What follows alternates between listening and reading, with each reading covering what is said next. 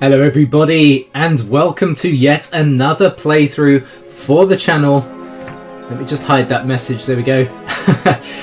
This is, if you didn't know from the opening menu here, this is...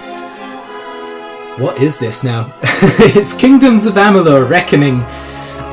It's from the creative minds behind a number of amazing things. So, to begin with, we have the story and art direction of the likes of the creative designers behind Morrowind and Oblivion. Then we have also the art style of a famous Marvel comic drawer, writer, artist. The musical talents behind Fable and the likes. And then the story...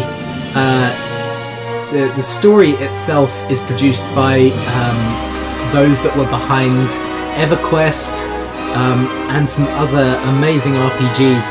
Now, unfortunately, this game, the developers, 38 Games I think they're called, they went bust. They spent a shock ton of money getting this through development and into release, and unfortunately it just didn't do as well as they anticipated. Consequence to that, of course, is that the development studio did actually end up folding, which is really quite annoying. And now, apparently, the rights to the game, because someone wants to do a second one, but the rights to the game have been wrapped up in legal affairs. I'm sure everybody knows what that's all about. But in any case, let's get into it here. Kingdoms of Amalur, here we go. We're going to start a new game. We're going to be playing on normal. From the beginning, we were wrong. And only now, well into the second decade of the conflict, have we begun to understand the mistakes we have made. We lived in harmony among the Fae, in a world awakened to new magic. Perhaps we should have foreseen what might be born on this rising tide. What force might awaken. A force powerful enough to twist even the eternal and immutable Fae folk.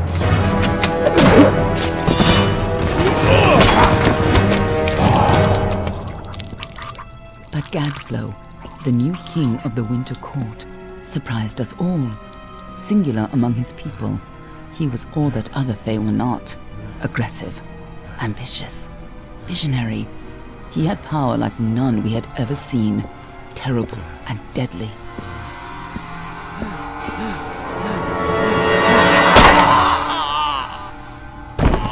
Gadflow and his followers, the Tuatha Deon, believed that a new god was to be born in the east, beneath Gadflow's crystalline fortress of Amathen. In the name of that god, they marched to war against the young races of Amalur. Against a mortal army, no matter the power of their god, we might have been victorious. But the Fae are creatures of magic, not bound by the laws of life and death. Each Tuatha fallen on the battlefield would soon rise again, for the Fae do not know death as we do. How could we stand against such a force? For 10 years the war raged. For 10 years the armies of Men and Alfar fought and died. But as our numbers dwindled, we knew that it was only a matter of time. Our fate had been written. At least, that is what we believed. Until you died.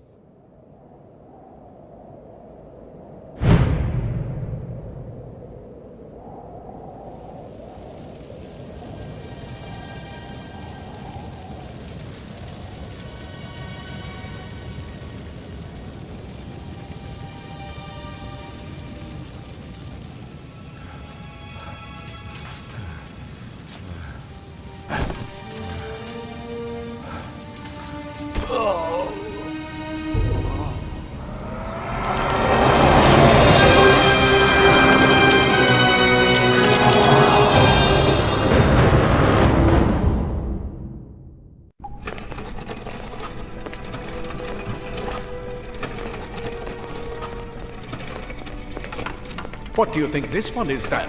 Alpha? Garan? Could even be a Jotun. Always a surprise, eh, Garan? Eyes on the job, boy. Don't matter what it is. Dead's dead. And be thankful for that. All we've seen. Go on and pull back the sheet, though. It'll need to be in our report, one way or the other. Wow, okay.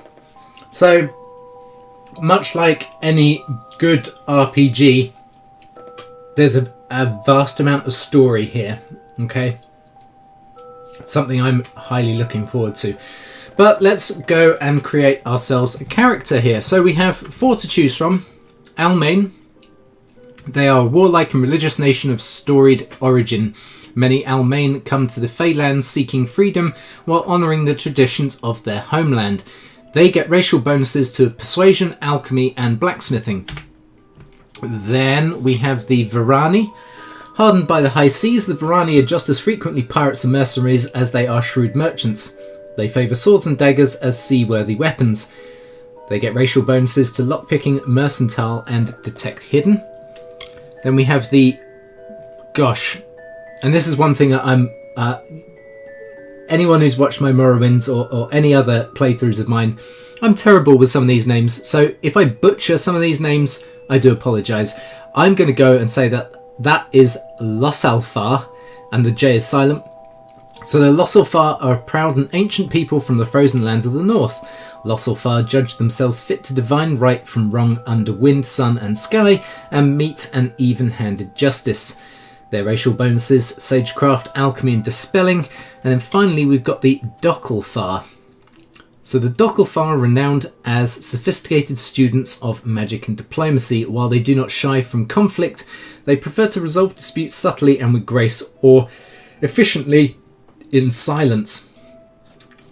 Now, looking at these, in terms of the racial bonuses, I really fancy this guy. Not for the lockpicking or the mercantile, but because you get a detect hidden +1. But I think I want to play an elf.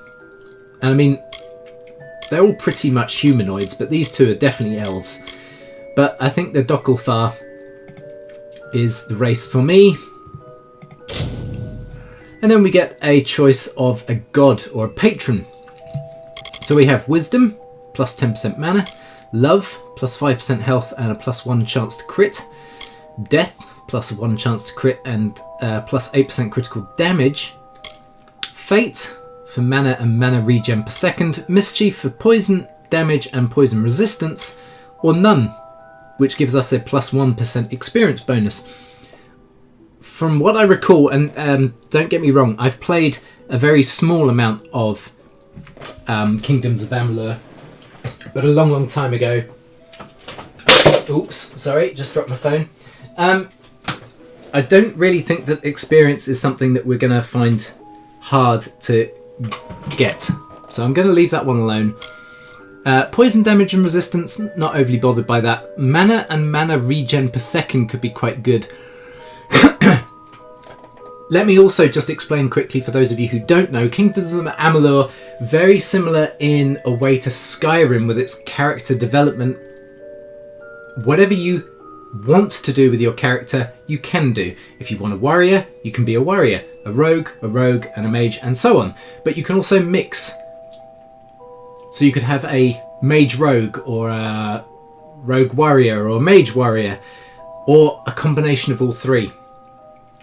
So, what I'm thinking, that's definitely a tank kind of spec. That's for a true mage. That's probably like a straight rogue. I'm planning on playing primarily a rogue stealthy style, stabby, shooty with a bow, but also with elements of the mage as well. At least that's how I want to start the playthrough. At a later stage, we may find that we end up building in elements of the warrior as well, making an all-out sort of character. But for now, I think mana regen will probably be a good idea, because there are going to be elements of spells I'm going to be throwing out here, there, and everywhere. So let's go with Fate. Yeah, Fate. And then we can use a preset to start with. He looks kind of cool, but I'll go with the first preset. I'm not going to do a massive amount of adjusting in here. His skin tone and eye colour and all of this I think are quite fine. Though I'm not really entirely sure of his... That's what I want, but minus the goatee. Stubble colour. Yeah, let's make it dark. Right. And then hairstyle. Don't want cornrows. Oh gosh, no.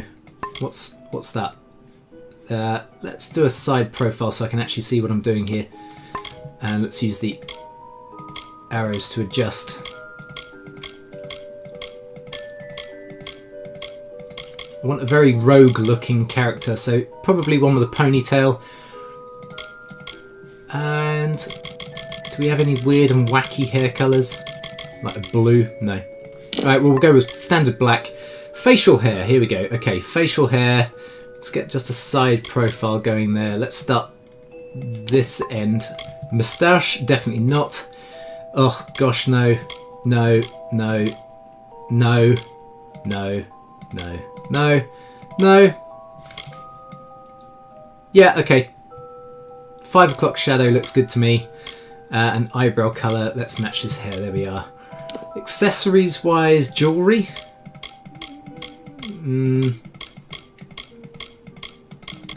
Yeah, what am I doing? No jewellery. Tattoos.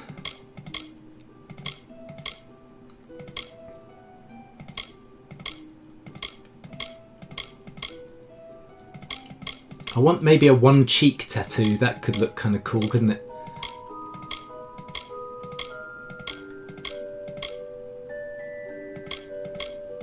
Yeah, none of that. There was one on the left-hand side. That one. Yeah, go on, let's go with that.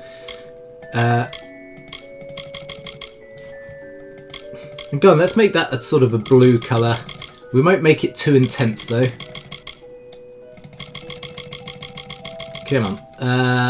Yeah, like that. I mean, it's very unlikely we're going to actually see our character's face because he'll have a helm on most of the time, I would have thought. So, continue. He's a Dockelfar. No surprise there. Seen a lot of them, though not usually in this good a shape.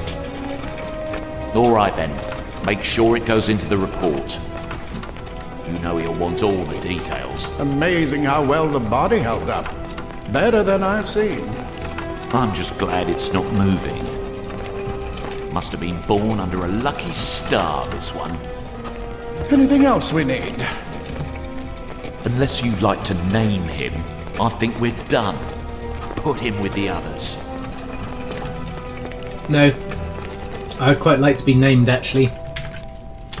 And of course, we're going for Valenfor. Standard.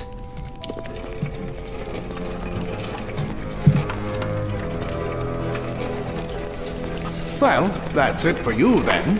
Better luck next time. I don't think I've ever played a game that started with your character being dead.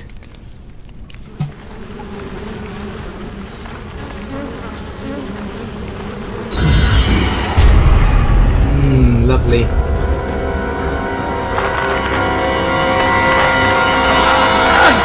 Oh man, you'd lose your poop if you ended up in a pile like that. Especially a steaming pile of rotten corpses.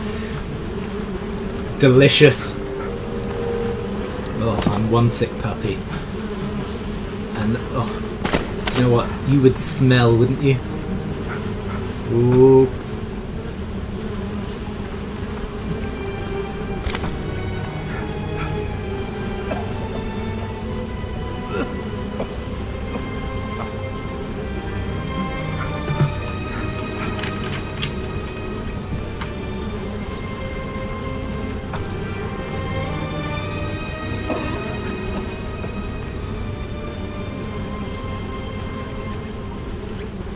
Okay, So here is Valenfor.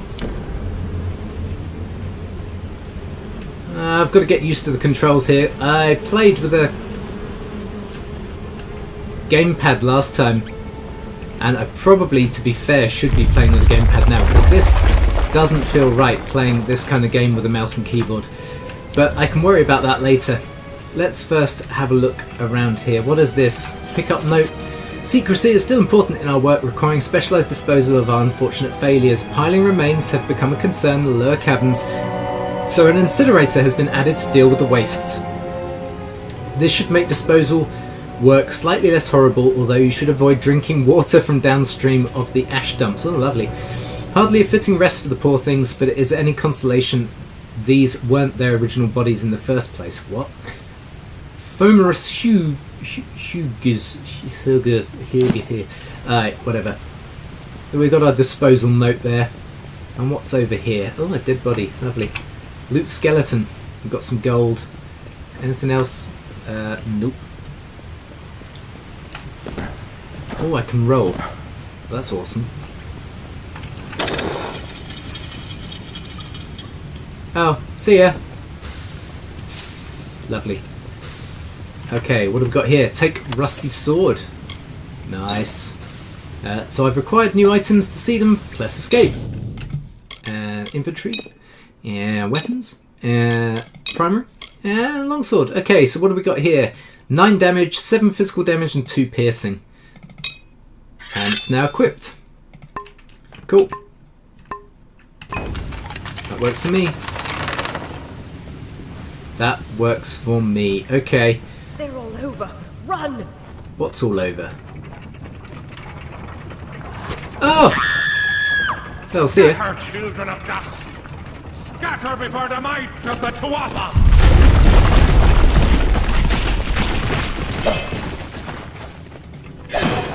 And breaking boxes. And crates. And, oh gosh, is that a rat? Ah, we'll be fine.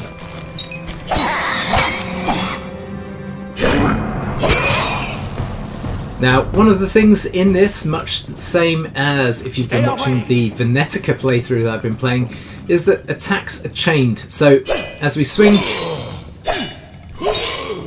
we'll get progressively more damage doing that, or we can just do that. Like quick strikes. Okay.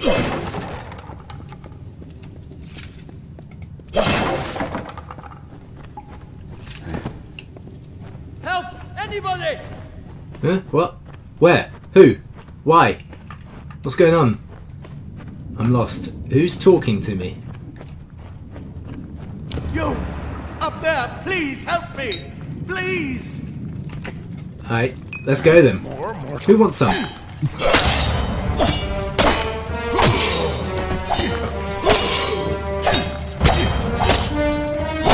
Oh, nice. Okay. So that chain actually knocks them into the air, and then I can smack them about in the air. That's awesome.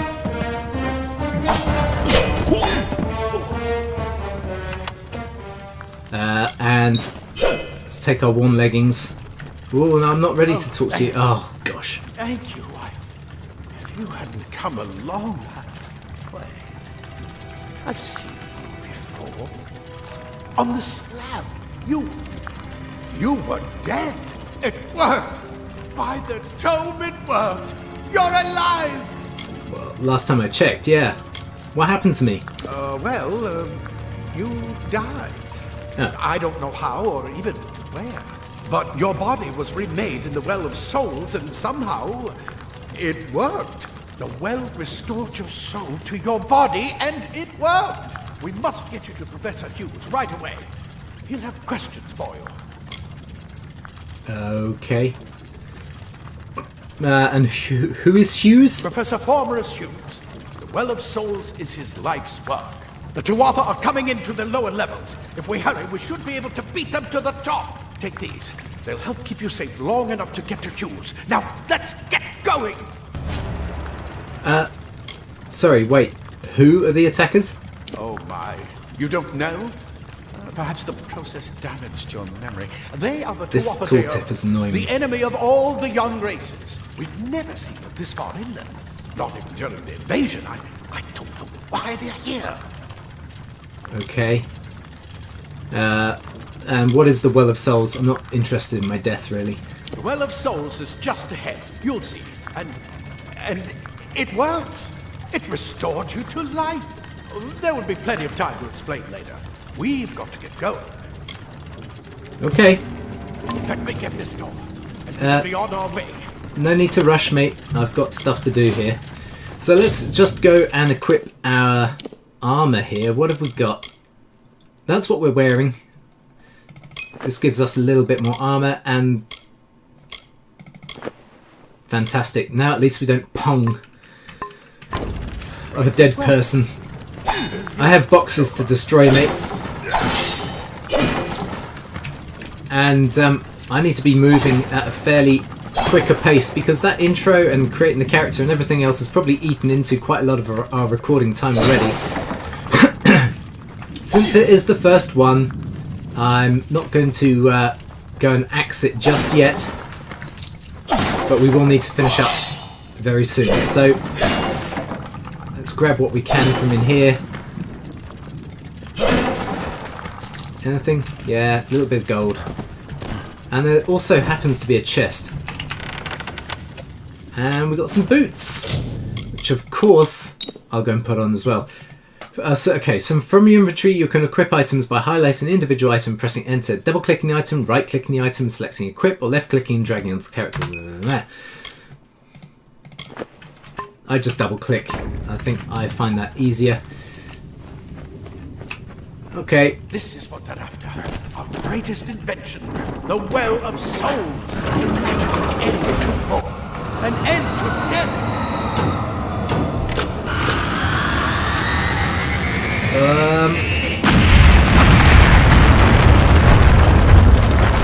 I think they're trying to destroy the Well of Souls actually, mate. Okay, so what is there through here? Again, it's an RPG, guys, so there's going to be a vast amount of exploration in this game.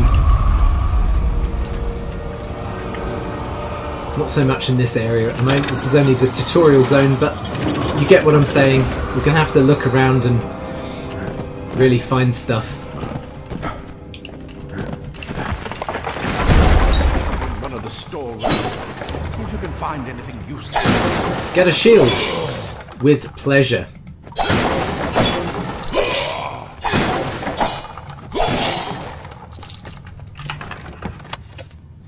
Flimsy greaves and a lockpick, which we will take both of. And one of the things that you got to bear in mind is these armors are designed again in the mage, rogue, and warrior style. So you've got plate, which is going to give us blocking efficiency or efficacy, or crit damage. You know, because we're playing as a rogue style, I'm going to stick to this type of armor, the light. Extra damage never hurt anybody, and I think like the cloth stuff probably provides you with additional mana regen, perhaps. And let's loot this one as well. Okay, torn gloves, take all, yeah.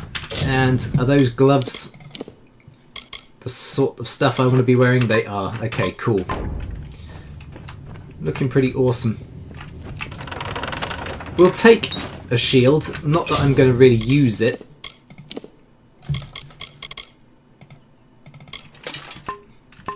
Wait, do you hear something? More Tuatha! And why, oh why, or how do I actually use that? Was it a case of it just comes out? Oh, left shift to block. Aha, okay.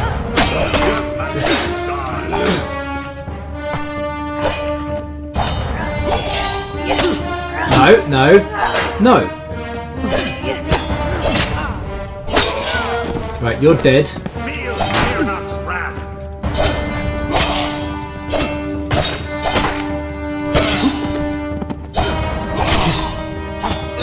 And you're dead. More than just that sword. That one had a bow. Get it? Which one had a bow? Who had a bow? What are you talking about, mate? Oh, this guy over here. Okay, so now we're getting into the likes of ranged combat. This is where we can equip a secondary weapon by the sounds of things. So, and I want to use bows. There are also something called chakrams, which are like throwing spinny, bladey things of death. But in any case, let's pick up that bow. We can switch active weapons with Q.